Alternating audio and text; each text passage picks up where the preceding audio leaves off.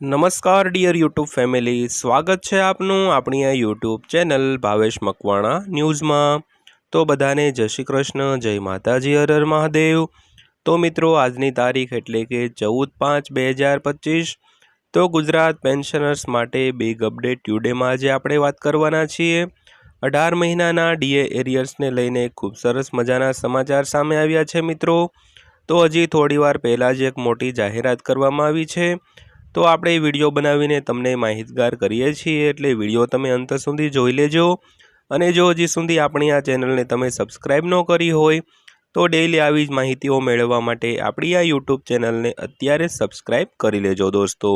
તો શરૂ કરીએ આજનો વિડીયો। તો વાત કરીએ તો ડીએ એરિયર્સ સમાચાર। કેન્દ્ર સરકારે જાન્યુઆરી 2025થી મોંઘવારી ભથ્થામાં 2% વધારીને 55% કર્યું છે। તો આ નવા દર અનુસાર જાન્યુઆરીથી માર્ચ 2025 સુધીના 3 મહિનાનું એરિયર્સ કર્મચારીઓને એપ્રિલ મહિનાના પગાર સાથે ચૂકવવામાં આવશે। તો આ નિર્ણય કેન્દ્રીય કર્મચારીઓ માટે રાહતરૂપ છે, પરંતુ તેમની સાથે કોરોના સમયગાળા દરમિયાન અટકી ગયેલા 18 મહિનાના ડીએની બાકી રકમનો મામલો હજુ પેન્ડિંગ છે, તો જેના પર સરકાર હજુ સુધી કોઈ સ્પષ્ટ નિર્ણય લઈ શકતી નથી મિત્રો। તો મિત્રો, વિડીયોમાં વિગતવાર વાત કરવાના છીએ, એટલે વિડીયો તમે સ્કીપ કર્યા વગર ખાસ અંત સુધી જોઈ લેજો મિત્રો। તો ત્યારબાદ વાત કરીએ તો કોરોના સમયગાળા દરમિયાન ડીએ ચૂકવણીની સંપૂર્ણ માહિતી। તો કોવિડ-19 રોગચાળા દરમિયાન આર્થિક સંકટને ટાંકીને કેન્દ્ર સરકારે જાન્યુઆરી 2020થી જૂન 2021 સુધીના 18 મહિના માટે મોંઘવારી ભથ્થાના 3 હપ્તા બંધ કર્યા હતા। તે સમયે સરકારે કર્મચારીઓને 11% ડીએ ચૂકવવાનું બંધ કરીને અબજો રૂપિયા બચાવ્યા હતા। તો જુલાઈ 2021થી ડીએની ચૂકવણી ફરીથી શરૂ કરવામાં આવી હોવી છતાં છેલ્લા 18 મહિના દરમિયાન રોકેલા ભથ્થાના બાકીની ચૂકવણી હજુ સુધી કરવામાં આવી નથી દોસ્તો।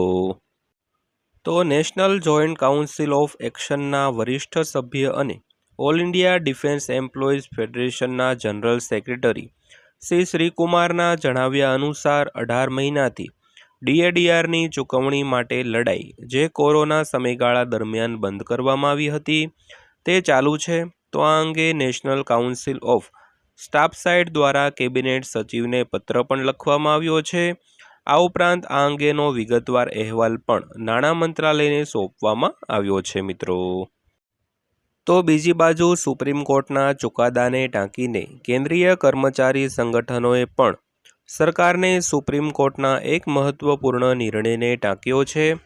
તો આ નિર્ણયમાં સુપ્રીમ કોર્ટે સ્પષ્ટતા કરી હતી કે આવા કિસ્સાઓમાં કર્મચારીઓને 6% વ્યાજ સાથે બાકીની રકમ ચૂકવવી પડશે।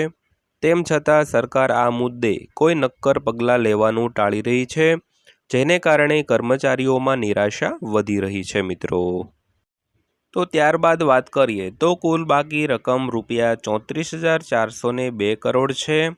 તો કેન્દ્રીય કર્મચારીઓના તમામ સંગઠનો સતત સરકારને 34,402 કરોડ રૂપિયાની બાકી રકમ ચૂકવવા વિનંતી કરી રહ્યા છે। તો ઘણા કર્મચારી સંગઠનોએ નાણાં મંત્રાલયને આ અંગે ગંભીરતાથી વિચાર કરવા વિનંતી કરી છે। તો આ રકમ કોરોના સમયગાળા દરમિયાન બંધ કરાયેલા ડીએડીઆરના 18 મહિનાના એરિયર્સ સાથે સંબંધિત છે, જે હજુ સુધી ચૂકવવામાં આવી નથી મિત્રો। તો કર્મચારી સંગઠનો માટે સૂચનો અને વિકલ્પો।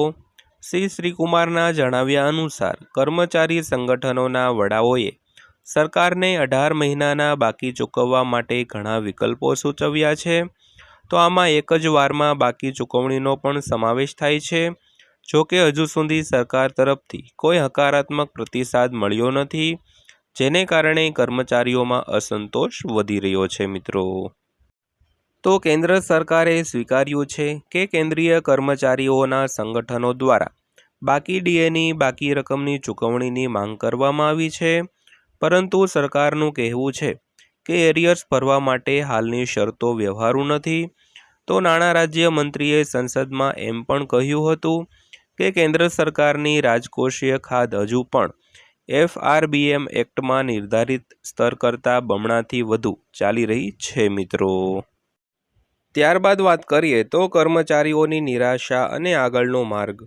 કેન્દ્ર સરકારના આ વલણથી સ્પષ્ટ છે કે હાલમાં તે કર્મચારીઓના ₹34,000 કરોડથી વધુની બાકી ડીએડીઆરની રકમ ચૂકવવામાં પક્ષમાં નથી. તો આનાથી કર્મચારીઓ અને પેન્શનરોમાં નિરાશા અને અસંતોષ વધી રહ્યો છે. તો કર્મચારીઓના સંગઠનો તેમના અધિકારો માટે લડત ચાલુ રાખવા કટિબદ્ધ છે અને આશા છે કે સરકાર ટૂંક સમયમાં આ અંગે હકારાત્મક નિર્ણય લેશે મિત્રો.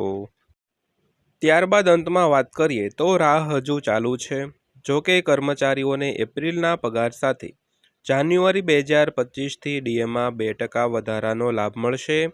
તે હજુ પણ અનિશ્ચિત છે કે જૂના 18 મહિનાનું એરિયર્સ ક્યારે ચૂકવવામાં આવશે.